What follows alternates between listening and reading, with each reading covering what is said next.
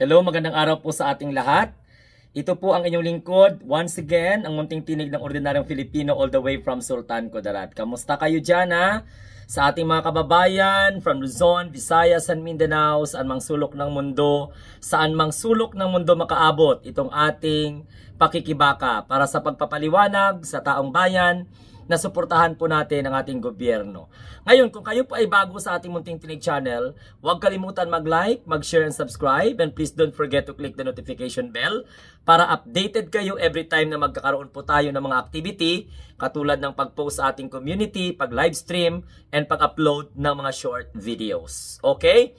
So mga kamunting tinig, pag-usapan po natin itong mainit-init po na balita na kung saan ngayong araw sana nakatakda ang pag-hearing ng budget ng Office of the Vice President.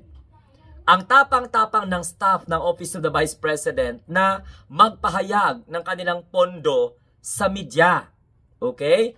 Pero hindi man lang nila kayang harapin ang House of Representatives. Pasaway talaga. Siyempre, hindi din gagawin ng mga staff yan. Kaya nga, ganito po mga kamunting tinig. Yung kanilang sponsor na si Alvarez, pinayuhan na lang na wag na lang mangpunta ang mga staff ng Office of the Vice President kasi wala naman yung kanilang vice presidente, yung head of agency. Kasi dapat ikaw yung magdi-defend or di kaya'y yung undersecretary mo. Yung administrative officer na rangkong undersecretary ni Sara Duterte ay si Zuleika Lopez. So, alauna, alas 2, alas 3, naghintay po ang mga mambabatas, wala pong nagsipot na mga staff.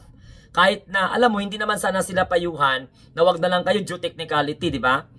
Na wag kayong pumunta kung andyan naman si Zuleika Lopez. So, anong purpose na nag-prepare kayo na hindi nyo kayang harapin ang House of Representatives? Kasi, katulad nung nangyari, binuboykot ninyo. Tapos, aaten si Sara Duterte, magagalit-galitan, magtapang-tapangan, tinatanong ng mga representante, kapag hindi masagot, magturtuturo o kung ano po nangyayari, paano po nila negasto. Mantakin mo kamunting tinig, sa totoo lang, may nagsabi nga na membro po ng minority na dapat ay bigyan po ay galang ang tradisyon ng tinatawag po na courtesy or parliamentary courtesy. Pero, take note, hindi po lahat ng minority nagsasabi na bigyan po nila ng tinatawag na parliamentary courtesy ang Office of the Vice President. Kasi, tingnan mo yung Office of the President nga, hinarap po, ni Secretary Lucas Bersamin. Hinarap nila ang Committee on Appropriation, both lower house and at saka upper house. Kaya walang reason na hindi po dadalo si Sara Duterte para depend sa kanya ang kanyang hinihingi na pondo mula po sa pera ng taong bayan. So kung ganun lang naman, na hindi naman pala kayo marunong mag-defend sa House of Representatives at mga pasaway kayo, si ano pang purpose na hihingi-hingi kayo ng pondo? Tapos sasabihin nyo naman, I will forgo to the best of lalalalalala. O, di ba ganon? Pero ito talaga ang klaro mga kamunting tinig. Aside sa advice na wag na lang pumunta kasi sayang lang naman, wala naman yung head of state, ay yung head of agency, I stand to be corrected. Dapat sa mga ganitong usapin, sa usapin ng corruption, sa usapin ng katiwalian, dapat ikaw Vice President, harapin mo ang membro ng House of Representatives, ang Committee on Appropriation. Andyan na yung sponsor mo si Alvarez yung sponsor mo. So kung patuloy kayo na mag-iwas sa mga katanungan ng taong bayan, kagaling-galing nyo yung present. Kahapon, nag-present kayo ng budgetary requirements nyo, tapos sinabi nyo paano nyo ginasto, ganyan. Hindi naman po media yung proper Correct? So dapat, voluntaryo na kayo na mag-surrender. Tapos, tanungin nyo kung ano yung katanungan ng mga miyembro ng Committee on Appropriation para smooth selling ba? Para smooth ang pagbigay sa inyo o di kaya'y pagtapyas ng inyong mga pondo kung malabo ang inyong budgetary presentation. Kaya lang, masyado kayo nagpapasaway. Ang sisiga-siga nyo, ang gaganda ng presentation nyo pag dating sa harapan ng media, pagdating sa House of Representatives, ibuboykot po ninyo. Kahit na alam nyo bakit kayo sinabihan na wag na lang dumalo kasi unang-una, sino man yung kukwestiyonin kay wala man si Undersecretary Zuleika Lopez, wala man si Sara Duterte, binigyan kayo ng pagkakataon na dumalo at ipaliwanag ninyo sa taong bayan kung bakit ito kalaki ang hinihingi ninyo, ano ang pagkakagastusan ninyo, naubos nyo ba yung pondo, okay ganito na naman yung hinihingi ninyo, paano nyo gastusin, importante ba to, no?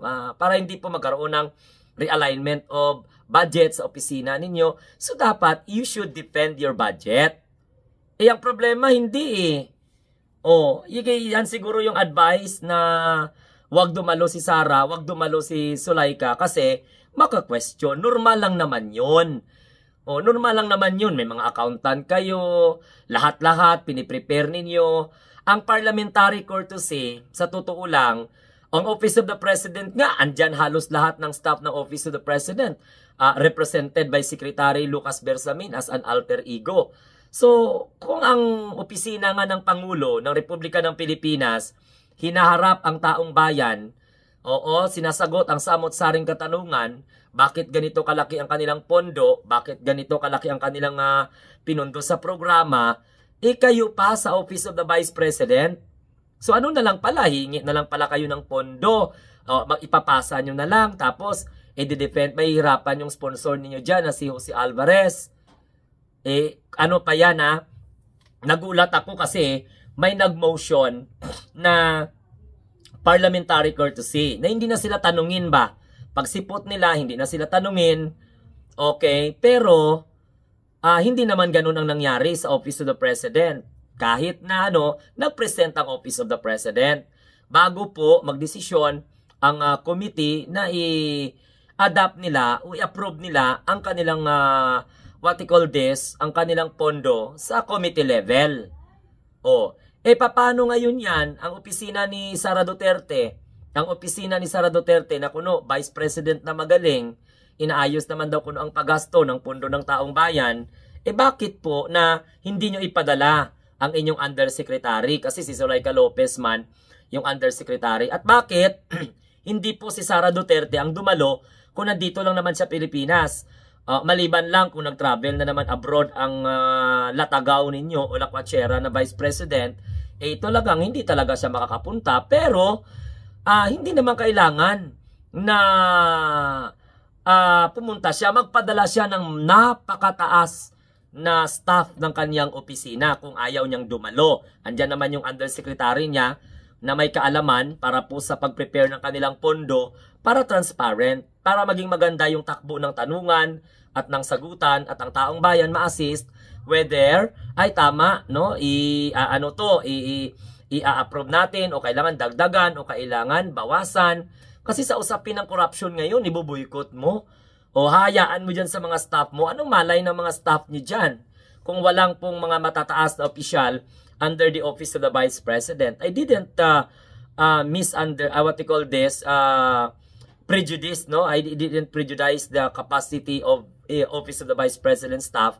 Pero mas maganda po talaga kasi according to the rule, yung head ng agency or magpadala ng pinakamataas sa agency na po na yan. Palaklaro yung presentation para alam niya na yung hiningi nyo na pondo noong 2025, ganito po ginasto. O pagkatapos, paano po yung tira, ano po yung mga social services na kailangan pang punduhan nyo. Di ba ganun yung mga klaseng tanong, sobra ito, so kailangan pong bawasan. Ganun lang naman yung usual dyan sa committee level. Ang importante po na harapin nyo ang taong bayan. Paano? Advisean na lang kayo na wag pumunta kasi paano nyo man ma-depend? Wala namang mga leader ninyo dyan. Wala naman ang mga head of agency. So yan po mga kamunting tinig, ang problema sa opisina ni Sara Duterte. Ang problema kay Sara Duterte kasi ma-pride, hindi na nga nagtatrabaho ng maayos, nagpe-present na ito yung accomplishment. How did you accomplish that? Kasi tatanungin po yan both minority and majority na miyembro po ng House of Representatives Committee on Appropriation. Para ang taong bayan will have a knowledge about where did you spend the money, then ilan po ang idadagdag nyo, ilan po yung ibabawas if you cannot defend the particular budgets, no, na naka-line up po dyan sa inyong mga line item. So gusto ko lang sabihin sa inyong mga kamunting tinig na hindi po natuloy. Okay, dinismiss po kaagad after 20 minutes. Siguro Martes pa siguro yan uulitin ng magpe-present, pero dandyan na yung presence ni Sara o yung kanyang undersecretary. So mga kamunting tinig, yan po ang mga kaganapan. Binoykot na naman. Oo, no show na naman ang Office of the Vice President. Hindi na naman po nila na-defend ang kanilang budget. Kasi unang-una, nauuna na sila nagbida-bida sa harapan ng media. Nagbida-bida sila sa harapan ng media, nag-present sila doon, tapos sinagot yung mga maliit na mga katanungan. No, hindi nila kayang harapin ang membro ng House of Representative Appropriation Committee. Bakit? Anong problema? Nanginginig ba kayo?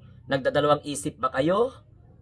Ayan ha. Okay, sige mga kamunting tinig. Salamat po hanggang sa muli. Ito po ang inyong lingkod, ang munting tinig ng ordinaryong Filipino na palagi pong nagsasabi sa inyo na tayo po ay mga bagong Pilipino sa bagong Pilipinas. Huwag tayong matulad sa mga alinyangan ng mga makaduterte na hindi po pinapahalagahan ang ganitong mga klaseng pagpupulong para ipresenta ang budgetary requirements ng Office of the Vice President. Salamat, have a nice day, and God bless everyone.